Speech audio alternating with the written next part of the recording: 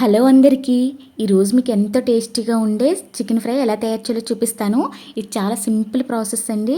అంతే చాలా టేస్టీగా కూడా ఉంటుంది. మీరు ఇది బిర్యానీలోకి తిన్నారంటే మాత్రం టేస్ట్ అమోఘంగా ఉంటుందండి. అంతంటే అంత బాగుంటుంది చికెన్ ఫ్రై. మనం శ్రమ పడాల్సిన పని కూడా లేదు. ముందుగా మనం ఏం చేయాలంటే చికెన్ని నీట్గా కడుక్కుని తర్వాత మనకి తగినంత అంటే ఒక టేబుల్ స్పూన్ పసుపు, ఒకటి 2 టేబుల్ స్పూన్స్ కల్లుప్పు, ఒక 2 టేబుల్ స్పూన్స్ కారం. అంటే నేను 2 కేజీ చికెన్కి చెప్తున్నానండి క్వాంటిటీ. మీరు చికెన్ దగ్గర తీసుకోవచ్చు. నేను 2 టేబుల్ స్పూన్స్ ఏమో అల్లం వెల్లుల్లి పేస్ట్, కొద్దిగా ఆయిల్, కొద్దిగా ధనియాల పొడి వేసుకుని, కొద్దిగా కొత్తిమీర కూడా వేసుకుని, కొద్దిగా పెరుగు కూడా వేసుకుని బాగా కలుపుకోవాలి. నేను ముందు గరిటెతో కలుపుతూ మొదలు పెట్టానండి. కానీ గరిటెతో కలిపితే ఇది అవుతుందా? మన చేతితోటే మనం మొత్తం బాగా కలిపాము అంటే ప్రతి ముక్కకి మసాలా అంతా పట్టాలి.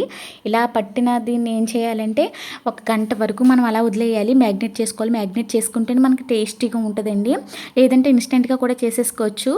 కానీ మీరు మ్యాగ్నేట్ చేసుకుంటే చూడండి. తర్వాత ఆయిల్ హీట్ అయిన తర్వాత మనం 1 టేబుల్ స్పూన్ జీలకర్ర వేసుకోవాలి.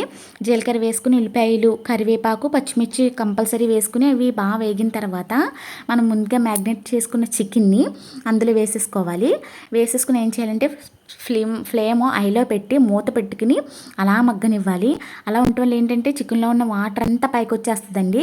ఒకసారి ఆ మూత తీసేసుకుని మనం వాటర్ని అంతా ఒకసారి కదుపుకుని ఇప్పుడు మనకు అన్నీ సరిపోయో లేదో చూసుకుని మనకు సరిపోలేని అన్నీ ఇప్పుడు ఈ స్టేజ్లోనే వేసుకుని మళ్ళీ మూత పెట్టేసి బాగా మగ్గనివ్వాలి.